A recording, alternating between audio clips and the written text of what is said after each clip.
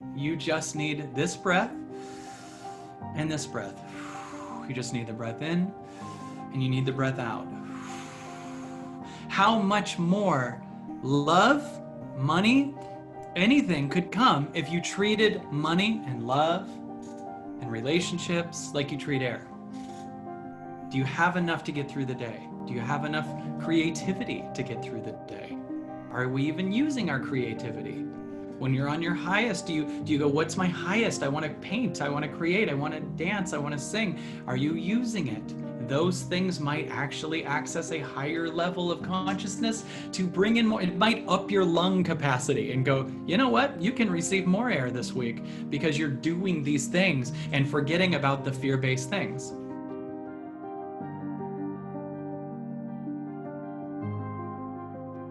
I noticed today when I was working with a lot of great clients that one theme kept coming up.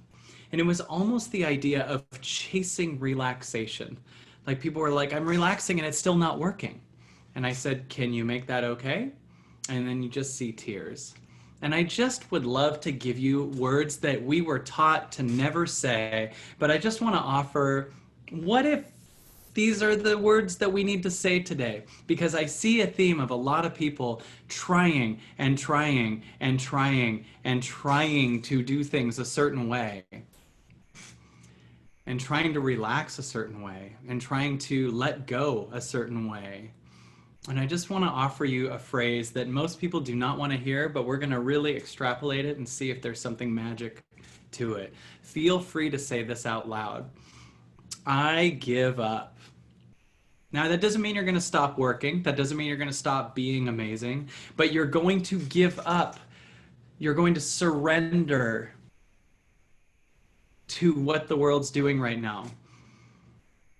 Do you understand what I'm saying? You are going to surrender to what the world's doing right now. Why? Because it's impossible to keep up with what's going on.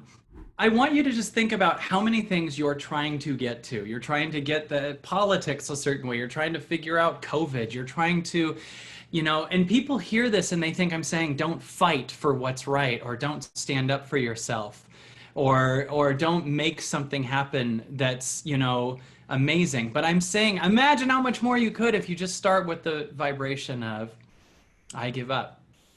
I want you to just notice even trying comes with a, trying to give up is not something you can orchestrate, right?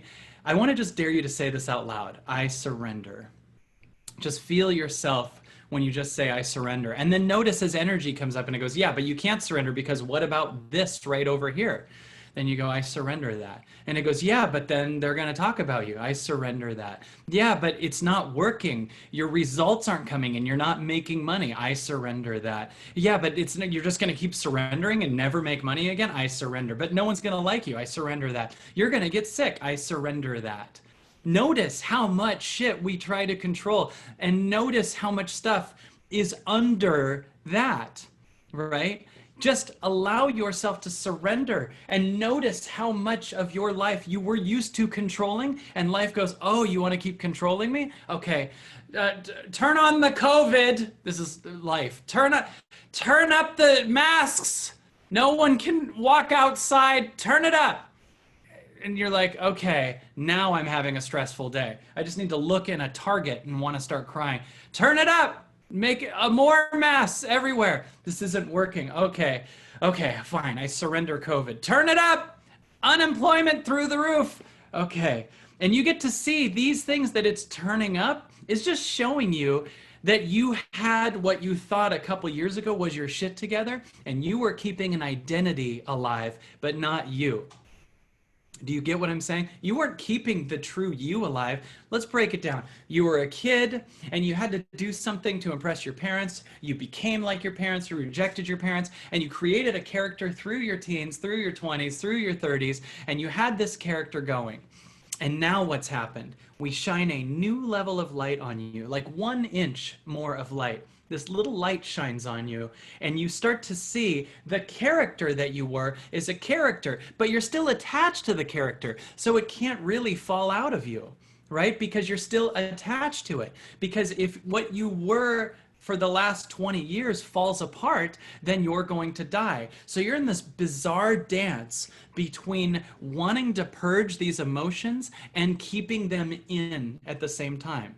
You're scared to let go of what you think you are, right? So take in a deep breath and release it and say out loud again, I surrender. I surrender. I surrender. And I mean surrender. I don't mean strategize surrendering. I mean right now surrender. I mean lie down on the couch for a second. Can you get comfy while you will hear me talk? Can you get in a way that's just relaxing? Probably not with my hyperactive delivery, but just totally chill for a second and just start with some really cool expansive things that used to be scary for you to say. Like, I don't know. You know, the biggest truth of the world is you don't know. And that's a good truth. Do you know that I don't know what's coming up? Even when I know what's coming up, even when us spiritual speakers announce, this is the fourth dimensity ascension of the wave, they're blowing up, QAnon is, you just, no matter what, no one freaking knows what's going on and no one knows what's coming. And if you could just start right now, just honoring how freeing it is to go, I don't know, and then start with, and then say after that, I don't need to know. I don't know.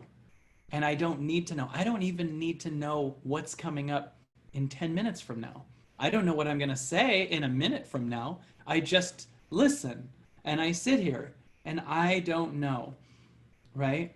And there are these things that we created to because that was the most we knew. So in high school, we created this character. In college, we created this character.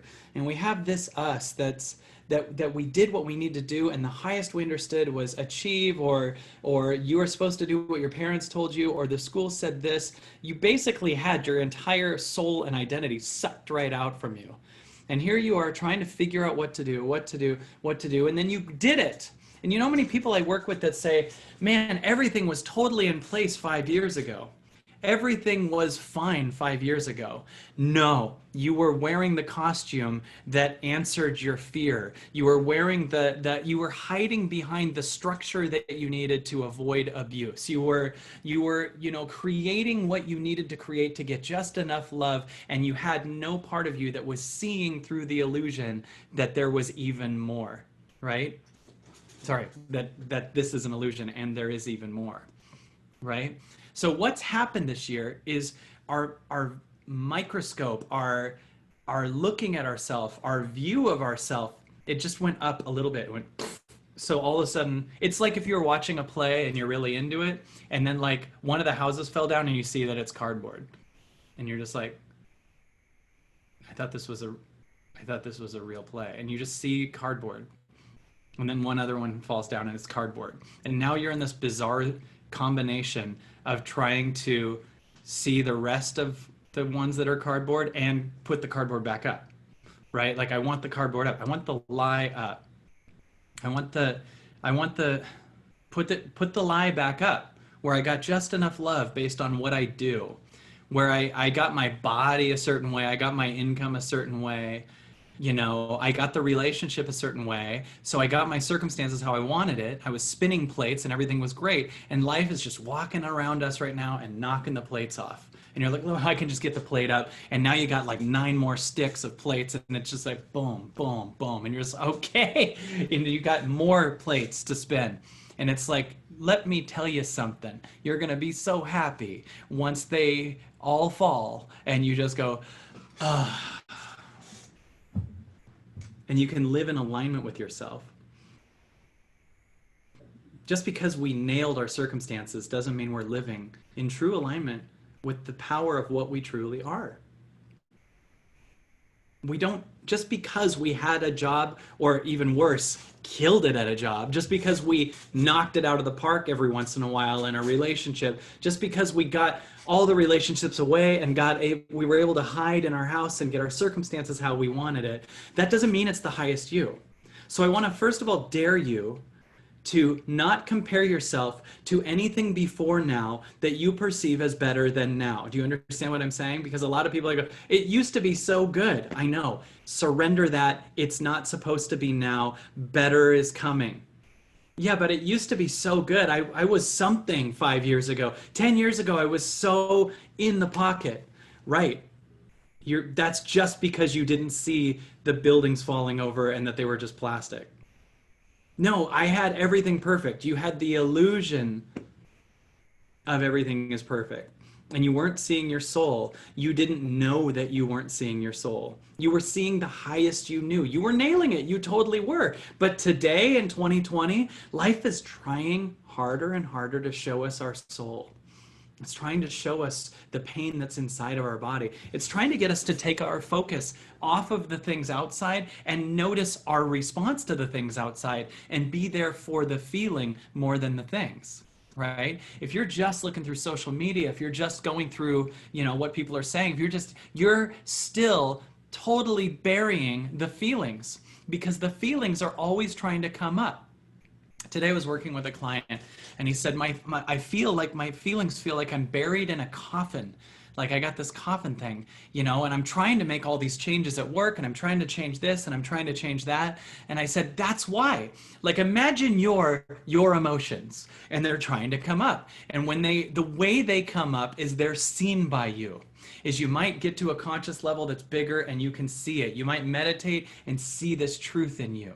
So these emotions, imagine you're the emotion in a coffin and it's trying to come up. And they go, hey, Kyle, all you need to do is look at me and then I can be released. All you need to do is see this first wound from your childhood. All you need to do is see where this came from and I will leave. And I don't look at it, but instead I look at a solution for this pain and go, when I get the job XYZ, then I'll be happy. And it goes, God, I was just coming up. I was just showing up in your body. I was just coming up. And you don't pay attention to me. You pay attention to the person over here that's crapping on you. You pay attention to these people you're breaking up with. You pay attention to what these people are saying about you. You pay attention to COVID. You pay attention to everything but me, my emotions.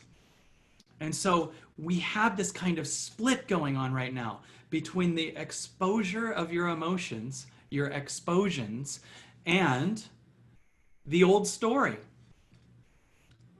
I want you to notice how even if you got your story to the rockin' way that it was 5 years ago, even though right now is more painful and you have no idea what you're doing, that it's better right now. Imagine you went backwards and got back to the picket fence story that you had rocking it 10 years ago. Imagine you had it there again now. And notice the contracting feeling. Notice the feeling that it actually says, actually, this isn't our goal. We just maybe need to bring awareness to that because unconsciously we keep chasing those things, but we don't realize that actually that's not where fulfillment is. In other words, take in the idea that even if you're feeling massive agony in your body right now, if you could change this situation, you might not want to. Right? Take a deep breath in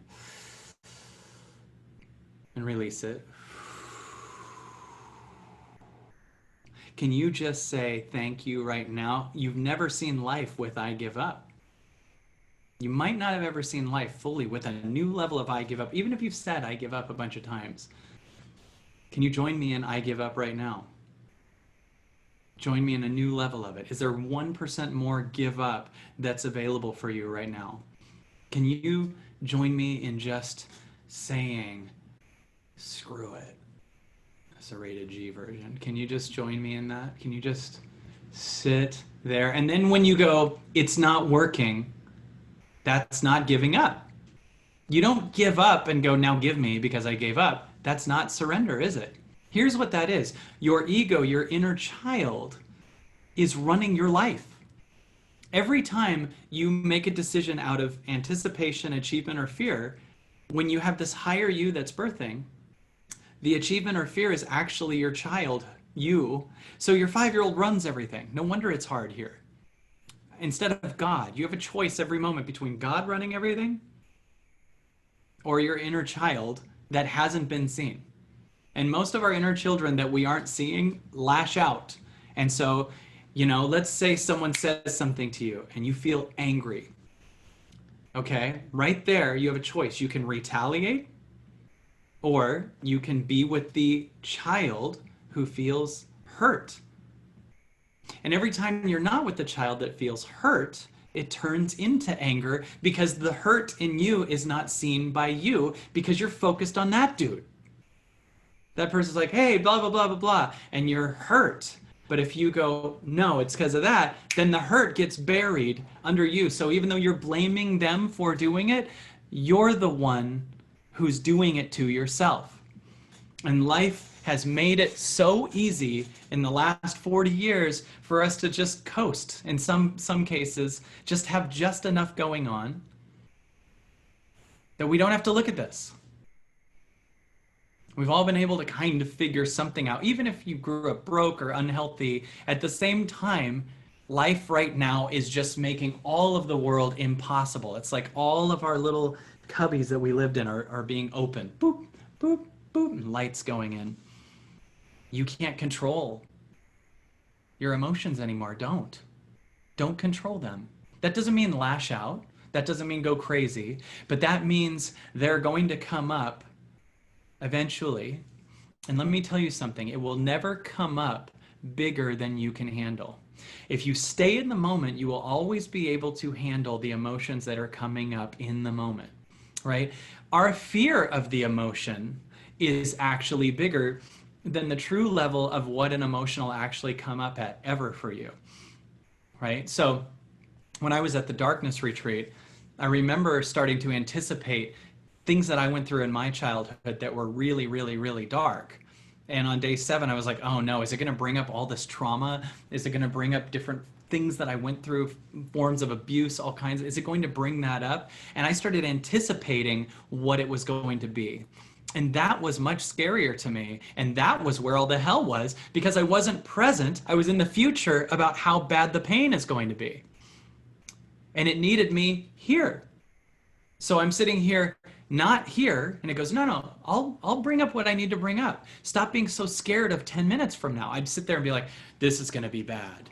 This is going to be bad. What do I do? How do I brace myself? And the darkness is like, what are you doing? Be here. And I'm like, man, coming up is going to be bad. And I started feeling the buildup. I started feeling the pain, but it wasn't because it was coming and I was reacting to it. It was because I was creating it by not being present here. Every time I anticipated how bad it would be, it got bad because I was ignoring the now. Notice right now how everything's okay right now. I know you can go into the future. I know you can come up with examples in your head about how it's not. But if you just stay here right now with what's here, more and more and more, you will always be able to handle what comes up because your practice is being here. And the more you practice being here, the more you go up the emotional grades, the capacity to handle more and more and more emotions. So no matter what comes up, you keep opening your body, you keep opening your heart, you keep opening your consciousness to being at a state that can handle it. Oh man, it will be fine, right? So take a deep breath again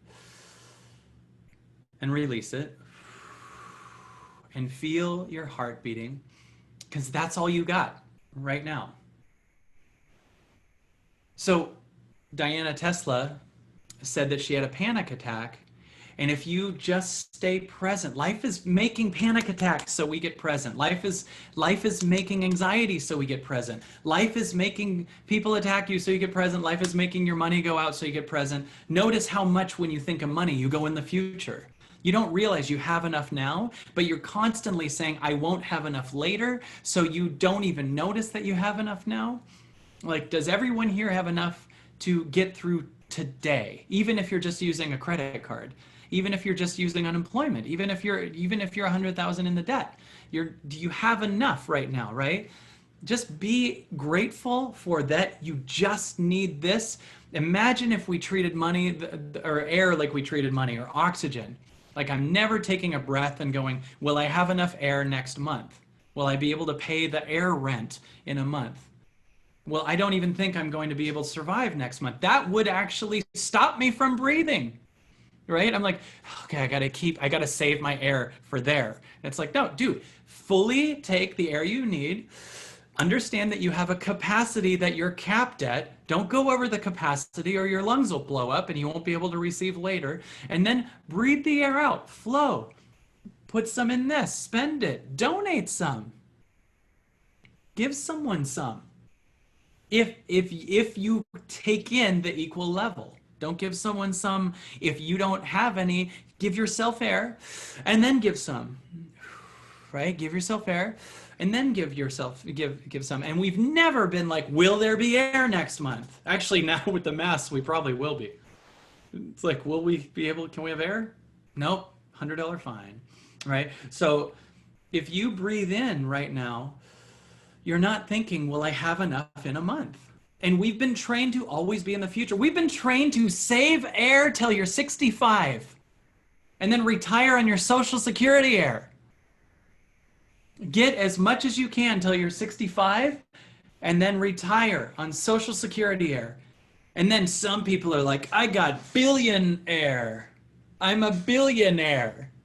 That's what they mean, right?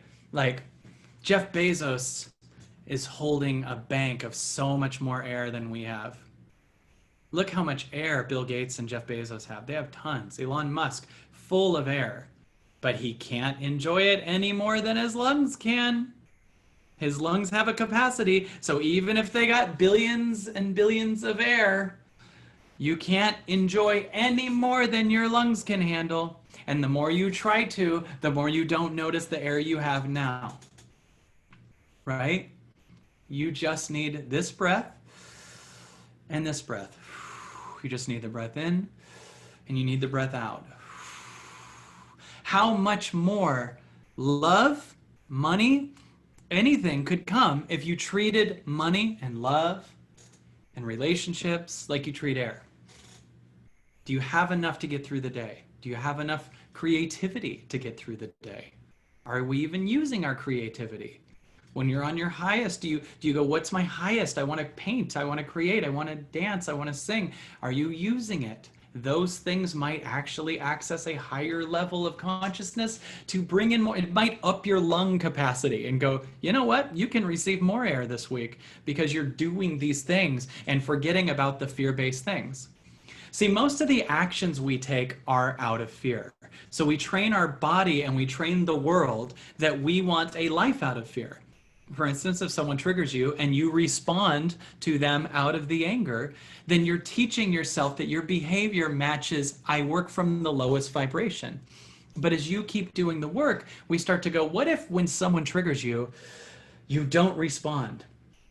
You just feel it. You're being called to go to a higher dimension. You just notice, you just be with you. Someone triggers you, someone attacks you, someone says something about you, someone isn't working with you, someone abandons you, and you want to write out of anger and hate. I'm going to dare everyone here, you will change your entire life if you never respond again from fear. When you're angry at someone, don't do shit.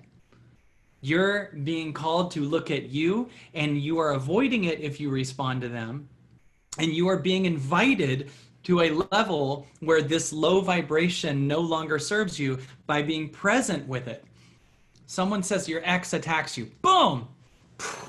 Just do this. Next time, when you're like this, you're sitting there texting, you're like, well, I also don't like your pajamas and lip. And then they're just like, and then just don't send it. Just like say it, like, shit, and then don't send it. We have trained ourselves to react out of fear and pain. That's why you have road rage everywhere and like 3 people who are actually creating consciousness change, right? Don't send it. Just let them be with themselves and their attack to you. Go away, separate yourself, and grow. Ascend. Ascend. Don't enter that consciousness. Become present during that consciousness. When you feel sad or angry or lost or scared, don't do anything. And then that will pass much quicker. Because check this out. Let's say someone attacks you and then you write back. Now You're creating an engagement that's back and forth that keeps you stuck there, because then you want to respond to this, then you want to respond to the next thing, then you want to respond to the next thing. Now you're stuck on a very third density thing, right? You're stuck. Your old story, your make dad proud of you, is doing the talking, right? Let yourself not enter when it feels bad. Just become present. Don't do anything. And here's another one. You feel really, really shitty? Don't do anything. Don't go on social media for a second. Because you train yourself, every time I feel off, go to this. That's how you create an addiction. What if right when you feel hurt, angry, stuck, scared, you do nothing? You just turn out the lights and just go. Just do that for a while. If you can heal yourself while you aren't doing anything external, then you start to show yourself that you have the power. And you have the power to transcend this. And then you start to teach yourself, no one has the power to take that from me. Even if they were terrible to me, they don't have the power to take that from me. If you feel like crap and you go to something, then you teach your body, then when I feel like crap, do that. And so this becomes the answer. And that's why everyone lives on social media, right? And right now, COVID is doing what it can to get you to be present. Right now, 2020 is going, look, I just want you to chill for a minute. I want you to be here for a minute. I want you to be present for a minute, right? It's even making us stay home. You can't even go to a bar and do something about it.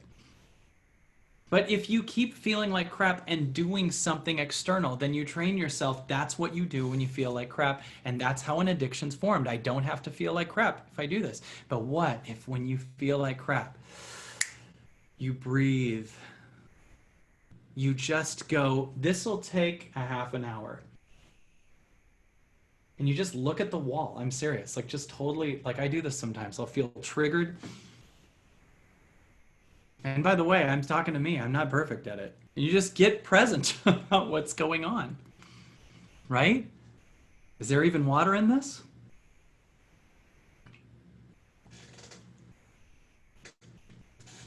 If you get present, then you're transcending yourself to a higher density. That's actually true.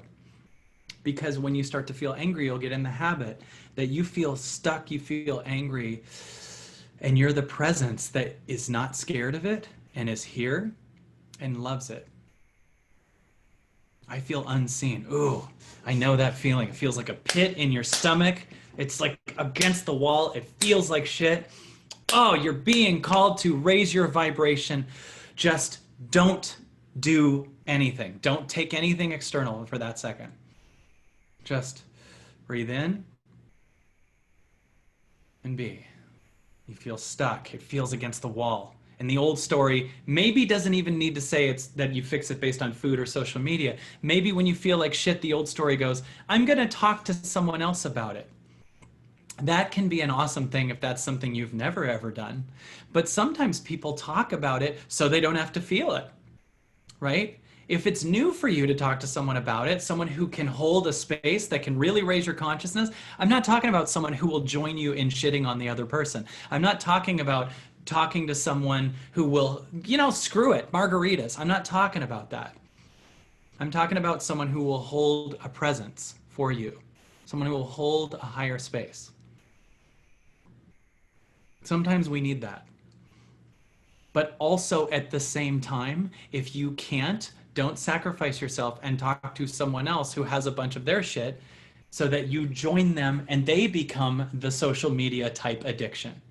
If you don't have that, just practice being with your emotions, being alone but not in a repressed state, being fully emotional with yourself. You can access a consciousness that's a higher grade that can be there for that. And everyone here is trying as hard as they can to trigger you so you can free yourself and not be codependent on them and not decide that your seeing you is through those people. You get to back up and have someone trigger you. You drive by someone on the road, hey, kiss my ass. You can't even turn left in a lane. Or 2020, you can't even turn left in a lane, asshole. When you see that, right? Don't respond. Don't make actions from the old you. That's a fake mask, by the way. Just relax. Just let them go. Don't match their energy. And if you feel triggered, hell yeah. The more stuck and shitty you feel, hell yeah. You're about to transcend shit way bigger than you were anticipating.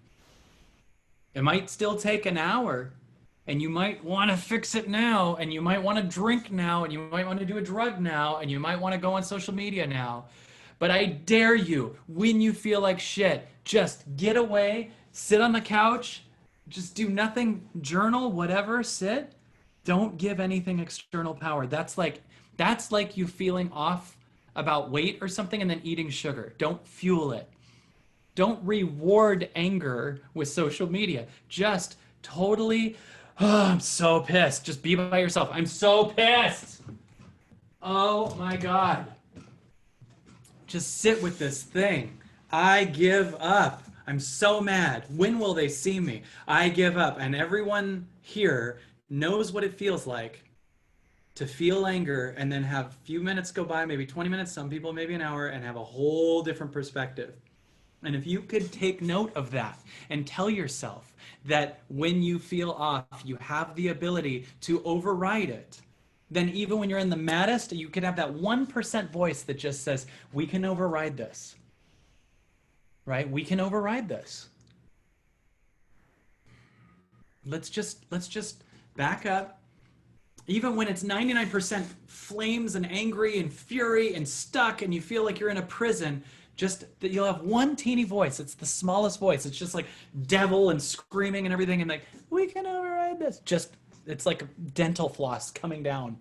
Grab me. And you're just like, really? Dental floss? I'm like 180. You just grab it and you, oh, and then you just keep going. And then guess what? The dental floss starts to get thicker. And this world of anger and pain starts to be a little bit quieter, and the thing that you're holding on to gets stronger and stronger, and then eventually it's a full rope that's turned into a swing, and it's totally carrying you out of the vibration of that old story. And that's how you go to your highest excitement. That's how you change your consciousness from an angry place, right? You keep going, you follow the thing. You don't feed the bad things. You don't feed the dark things. When you're feeling like shit, just stay in it. It's a gift, don't give it fuel. And then when you really, really rise and you keep going, you won't need fuel. You feel so much better inside than anything outside can give you, right? Do you see what I'm saying? You just stay in your power by not catering. This is your shift, right? Now, I realize something that might be going on too, is I realize there's two types of people when it comes to anger. There's the people that get angry and then can learn from it and realize something. Like they go, you know, I was mad about this, but I realized I also was contributing to it and I feel bad, you know, I'm sorry. And I see both sides. And there's another type of person that just gets angrier and is getting angrier and angrier and angrier. And some people are going to explode because they're just getting madder and madder and catering to the matter, and they're not bringing this awareness to that, right? And we, if you're here, have the right to override our anger by being patient, by being here, by allowing, by loving, not catering to it. This is really a shift, because then you start to know that little dental floss voice runs you more than the 5-year-old reactive part of you. Right? This is what's going on. There's a reactive part of you and a part of you that can override your reaction. Are you getting what I'm saying? There's a reactive part of you, the one that wants to respond because you're so scared to hit your own trauma. That's what that is. We all have some trauma in our body. Anytime anything happened in your childhood that was bigger than your consciousness could handle, you get trauma. Your body goes, can't deal with that. I'm going to store this right here, right in the freaking gut. It's in the gut for me. I bet it is for you too, right? That's where the trauma is, right? And when someone says something that's too much for you, it can feel like trauma. But it's not because you can't handle it. It's because you keep living at the age that the trauma happened, right? Like, If you had something happen when you're 5 and then you created an alternate you that wasn't connected to source as much so that you could keep yourself protected from having that happen again, then you are at the same stage as the trauma itself. You didn't grow. The true you did, but you're staying more connected to the trauma in the consciousness, right? The you is still growing. And when you pop out of that, you're going to access a consciousness that's going to just puke this, right? But what's trauma is when people are in that old story and then other people do something that hits them bigger than they can comprehend. And they go, this is dangerous. This is scary to me. I'm going to die. It feels like an attack. It feels like a threat. So I need to react so I don't die, right? And when you react from the trauma, now the trauma is running your life. I'm mad at this person, so I won't deal with it, so my trauma responds. And you're seeing a ton of people's trauma reacting right now. All Facebook and Twitter is just trauma. All the fears of what COVID means, all the fears of if this person's president, then get ready for bad shit. Trauma, that's trauma. If this happens, I gotta wear a mask, trauma. I can't wear a mask, trauma. Whatever, it's just trauma. And so if you learn that you can override your trauma and become a safe space for the trauma, then you move to a consciousness that's bigger and you will very gently, easily release it. The trauma will be released because you move to a higher grade. Basically, a third grader can't release third grade while staying in third grade. And I want you to imagine what 2020 is the dance between third and fourth grade. It's like you're seeing the birth of fourth grade, so you could release third grade, but you're also totally codependent on third grade. The good thing about literal grades is they just tell us, you're done with this grade, go to the next one. But with emotions and life, we don't know that we can go past a certain level, right? With emotions and life, we don't understand that there is a graduation we were supposed to have 20 years ago, then 10 years ago. There's a lot of graduations. I'm better than this job. I'm better than this thing. I'm more creative than I thought. I'm better than this story. I'm bigger. I'm supposed to keep evolving.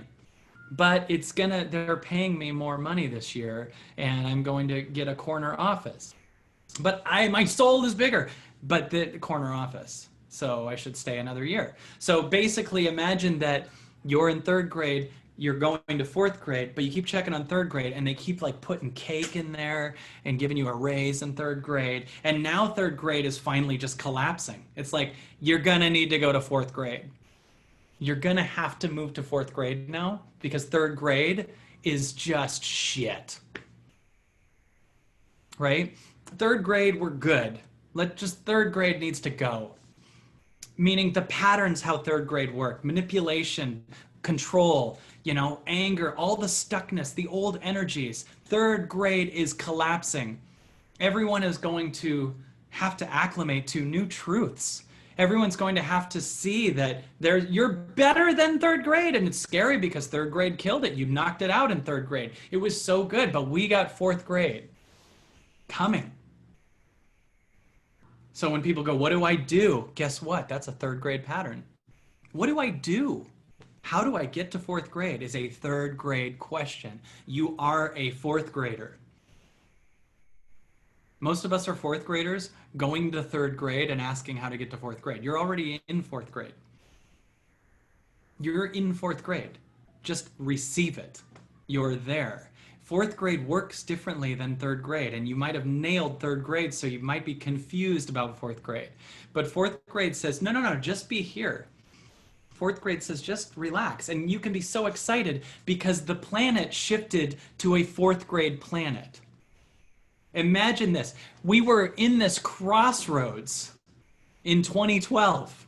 I really believe what that December date was the day that we shifted from third grade to fourth grade as a planet. So now it's ascending and we all got to catch up with it. So everything that's trying to move out of intimidation, manipulation, control, all of our bullshit meters are through the roof right now. We see in our body, we can see the truth. We see something bigger, right? So in the 80s, you could have like an advertisement with Scream, like, get the Ginsu steak knives and act now. And just like, no, everyone's like, okay, will I still get, hi, do I get the Ginsu steak knives with the purchase of the Eggulator, right? And everything was just manipulative and crazy. And then imagine that enough people on the planet access their fourth grade and they see it. Now, I'm not saying everyone's living in fourth grade. Most of us are fourth graders making third grade moves, but that doesn't mean you're not a fourth grader, right? And so imagine that the planet is like imagine there was a split. It's like third grade, third grade, third grade, 2012, and it's just doing this thing. And you gotta just receive that you're in fourth density, that you're in a higher grade, and notice that everything that's trying to do anything out of manipulation and effect and craziness won't work. And notice that every time you try to overdo something, does everyone notice how much the more you try to do something, the more it doesn't work? Like, I'm working extra hours now and and it's still hard to make money, right? You get what I'm saying? I'm trying so hard to stay healthy. I'm eating the best food and I'm still not healthy. Yep, that's your third grade pattern in a fourth grade world. You're making it happen from your trauma protection more than your soul. Your soul just wants to receive fourth density, fourth grade. That's what this is. It's just receiving on a higher level. I wouldn't get too caught in the literal of what's the Mayan calendar thing. But the way I see it is you see the world evolving to a higher plane. And the pain and all the control you see, I know that there's a lot of control that we see right now. Like, oh, the government's coming in and doing this thing. But what if they can't reach us? Like, what if you see the government coming in, not as that they will be able to do whatever their agenda is for anyone that's worried about that, but more like the final scenes of a movie when the bad guy's caught and then he's like saying to his guards, like, seize him! And the guard's like, no. And he's like, Rah! That's what you're seeing right now. Control fall apart. Do you get what I'm saying? Like the way the media is trying to scare you all the time, and then they have like 10% viewership now, right? Everything that's trying to come in and scare you and whatever you're worried about that seems like it's closing in, just so you know it's doing that because you've outgrown it. I was talking with an amazing client this morning about Rumpelstiltskin, and weirdly she said she had just been talking about it last night. I was like, how often do you talk about Rumpelstiltskin? But I was realizing that Rumpelstiltskin is a great analogy for the ego. Because what is he? He's a little guy that tells her, like, you gotta make gold or some shit. I can't remember. And I want your kid unless you can figure out my name, which is an arbitrary thing to agree to. But he just said, like, you have to give me your firstborn if you can't say my name. And then he just tormented her, and she was so scared, and she was doing everything she couldn't, you know. Yeah, I don't even know the whole story. I just remember that part. So she was just scared. She's going to lose her kid. She's paranoid. And what's the trick? The trick is she has to say his name. Do you understand what that is? That's you seeing ego. If you can spot me, if you can name me, if you can identify me, you're free of me. Right? So she's like, is it Rumpelstiltskin? He's like, no! Ah! You can watch it on Fairy Tale Theater. It's like, ah! And it splits. Shelley Duvall, like, says it. Is it Rumpelstiltskin? He goes, nuts! And then it does a terrible, terrible 80s crappy quality wipe. You're literally watching A-list actors with this terrible graphic wipe. But how did she win? By identifying him. Right? When you identify the lie, that's what's showing up right now. When you identify it, it's a lie. So we're just receiving right now. Take a deep breath in and release it. And when you say, I give up, we're talking about, I surrender third grade. I surrender third grade. I'm already a fourth grader. Everyone say this out loud. Take a deep breath in and say, I'm already a fourth grader. I'm already a fourth grader. I did it with you. I know you would have mumbled it. That's what it sounds like when I do live events. I'm already a fourth grader. And you always hear one later. I am already a fourth grader. Or if you have something with an S sound, you just hear it so much. I'm so thankful. I'm so thankful. I'm thankful. You're already a fourth grader. What does that mean? Just receive this moment. Fourth graders move in every direction the same way we do with air. I have enough money right now. I'm thankful for this money. I don't need to look forward to the future. Even if you just have it on credit, I have enough money right now. The situation's fine right now. Everything's fine.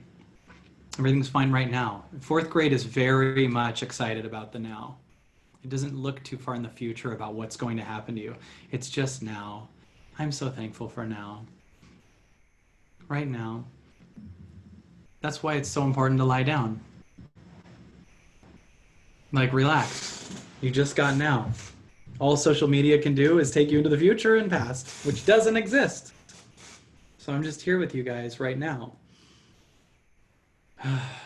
Right now, just receive this moment. Will you just let yourself just totally relax with me and just feel gratitude for this moment, just life? We're not turning a blind eye to all the bad things happening in the world. We're putting our focus on what's true and not giving power to the bad things.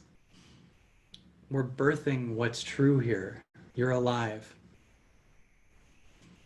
You're here right now. You get at least this breath. You don't even know that you'll get 3 breaths from now, but we just get this breath. So you don't have to anticipate, will I have enough in 3 breaths from now? So why would we do that with money? And that's why we have so many issues with money. I'm like, people, I have issues with money, and I'm like, tell me about it. Like, well, I have, whatever. I got a little bit in the bank, but I could see that in 2 months. I'm like,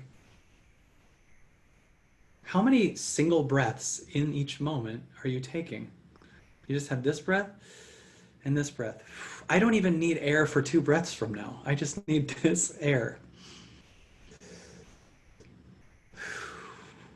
And you notice there's enough for all of us? Do you notice we all are allowed to have it? I think Michael Beckwith might have said this, but has anyone ever said, if I take air, no one else will get it, or if everyone else takes air, then I won't get it? Breathe in this moment. This is the only thing true, and release it. Let yourself feel so relaxed and so grateful, period. So grateful for this moment. So grateful for you. So grateful for your heart.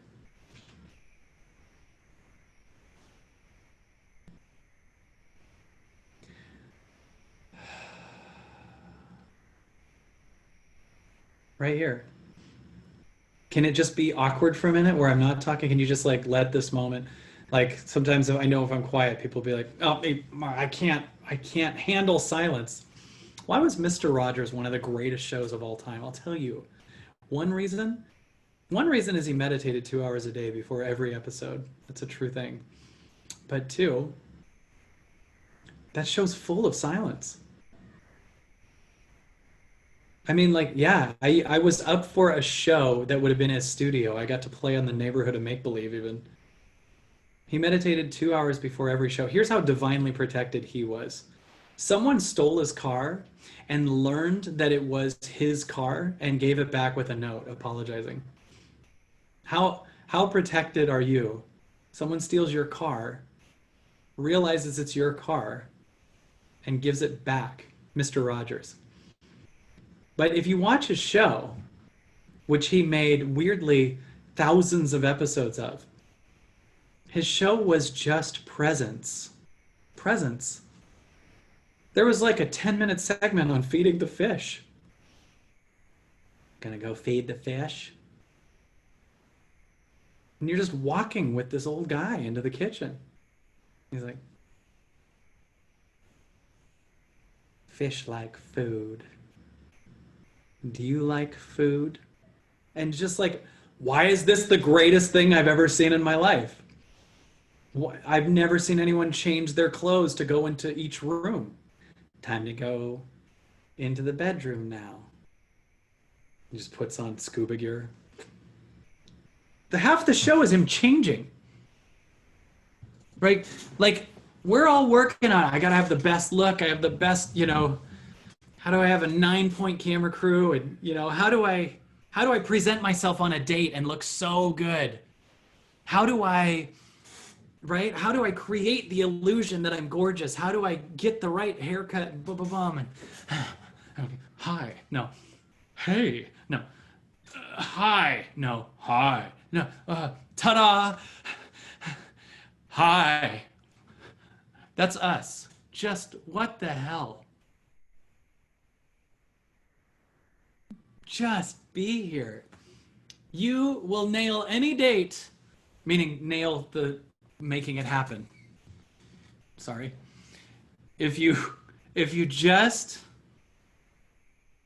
are present, the number one thing everyone wants to feel is heard. So just sit present. Go to a job interview and say nothing. They'll be like, do you want the company? You're so good at it, everything.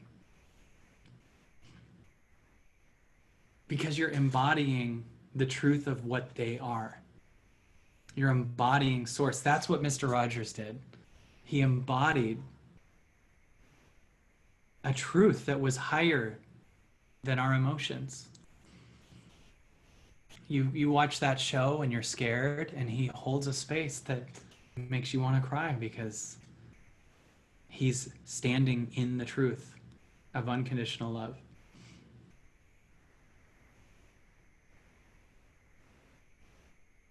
And you're like, why does my anger want to turn to tears? Because this dude is just seeing me. If you haven't seen that documentary on him, watch it. It's amazing. But he was like that guy was like fourth grade from the 60s. And we all can be that. It's a choice. He just spent 2 hours listening to silence every day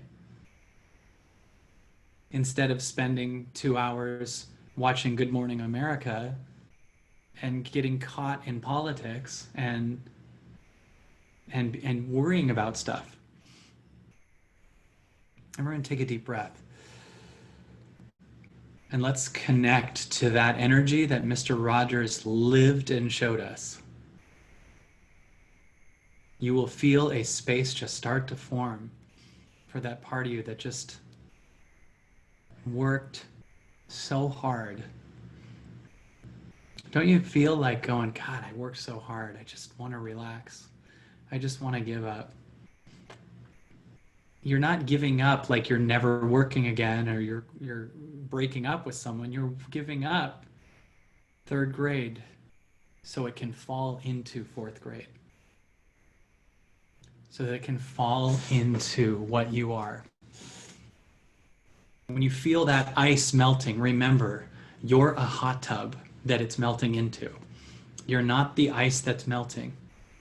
You're the hot tub that it's melting into. And the more you do this work, the hotter the tub gets, the faster the ice melts. You're the butt, not the poop. You're the space that it's coming out of. You're the space these emotions are coming out of. And remember, with both the butt and the poop and your emotions, the only way to change your life is to sit and do nothing. Just sit and do nothing. You can't force it. You can't get rid of it yourself. You can't hold it back. You can't go to an addiction when it starts to show up. But you need to take a shift.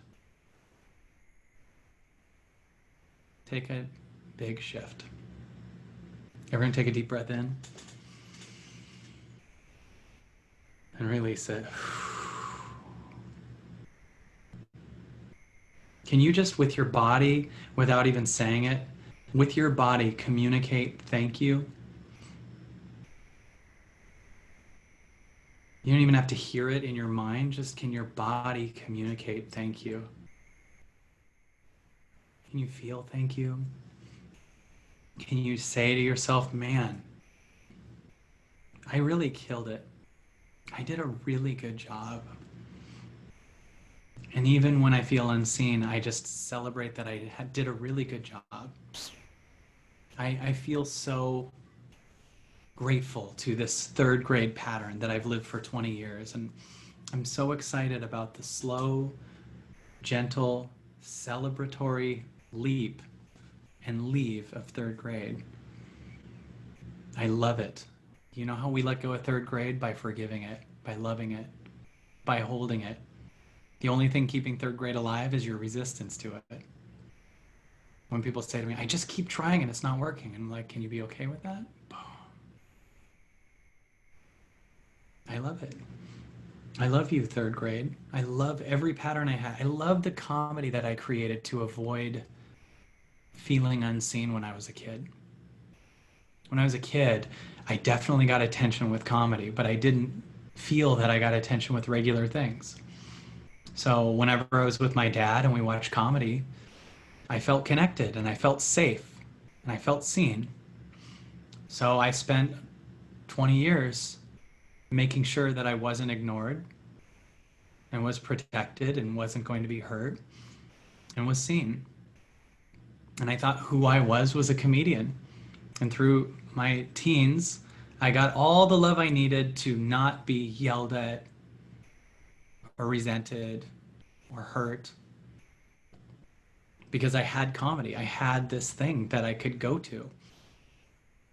And so I was a comic from my teens into my 20s. I did over 1,000 colleges as a comic. I headlined almost all the improv comedy clubs. I had 2 Comedy Central specials, and boy, was I safe from being yelled at or hurt or abandoned. And then one day, my comedy career started falling apart when I got my own anxiety and I got a stage fright. And I was like, what if I faint when I'm on stage? And it became this thought. And I thought, well, then I would be nothing. And what I didn't understand under that was if I faint when I'm on stage, then my comedy career goes. So I could be yelled at or hit or hurt. So I had this thing that was my mask that I could wear. And that was when I went to this first stage of consciousness and followed Tony Robbins and went from suicidal anxiety to #1 Comedy Central special. I didn't realize that still I'm back to wearing the mask and now I'm the best at wearing the mask. But as time went on, I was able to just completely kill it and have a #1 everything and just knock it out of the park and comedy, comedy, comedy.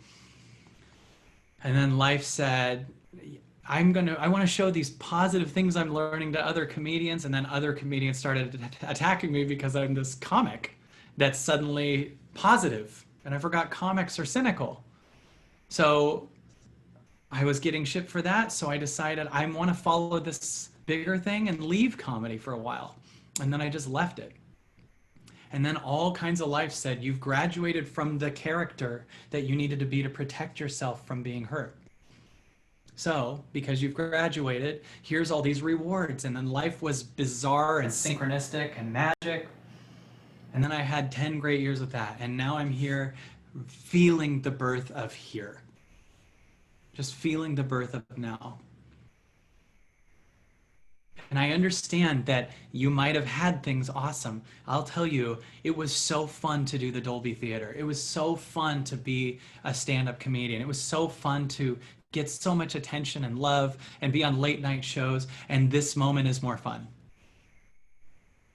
This moment is more fun than when I was on Craig Ferguson. This moment is more fun. That moment was the most fun doing it. It was the highest I knew then. And right now, the highest I know is unmatching pajamas, saying thank you to Mr. Rogers, celebrating the release of third grade, and sitting here with you. This moment is better than everything you can think of that you've ever been. In fact, the other things you've ever been don't exist anymore. So all they are is the judgment of this moment. This moment, I get to sit in my house. One of the big shifts that COVID's made for me, I'm emotional about it, is I've never gotten to work and see my daughter on the same day. I'm either out of town doing a meditation retreat for a week or home with nothing to do. And this has brought this beautiful, beautiful combo that I've never experienced before. I'm just like getting to say hi to you and connect with you, and then get off and see her and play in her pool, and then come back and do this. It's like the reverse of a midlife crisis. It's like the best thing. I get to do both. Everyone thinks, oh, if I just want to do this giant thing. Like, no, I want this. I wouldn't go back. I wouldn't go back to the Dolby now. Maybe if it's a highest calling for a different reason, but I wouldn't trade now for the Dolby time. Right?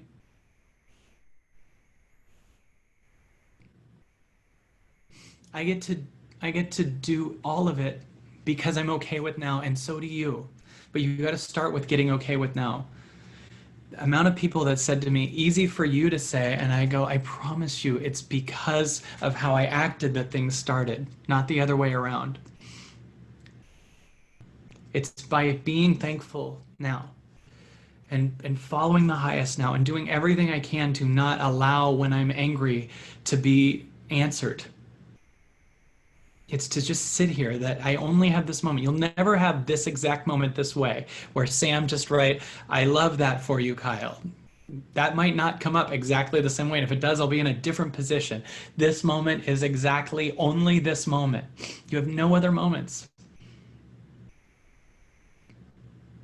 Right? So just be so excited about this moment. Just that you're here. While we're looking at all the things to be scared of, take in the idea that I'm able to sit and talk to you live. We are so future-y that we get to open a computer, be face to face from all over the world. And from what I saw at the beginning, pretty much Canada. All over the world we get to connect right now. Do we even notice what's going well? Do we notice that as this thing's happening, that pollution's dropping? Do we notice that we're using better energy a little bit more for better things? Do we notice that we're not spending as much and we're not buying a ton of new clothes as much? We're not in malls, like just letting them manufacture thing after thing after thing and hurt wildlife as much. Like there's some good stuff happening here. There's stuff we're scared of and there's stuff we just don't know. But let's start by celebrating a few amazing things. Everyone take a deep breath. Release it with a little I give up. Take another deep breath. Release it with a little I surrender. Take one more deep breath and say thank you to that third grader who did so many amazing things to protect themselves from trauma. And tell it you're going to take the wheel now. A little bit more. Thank you.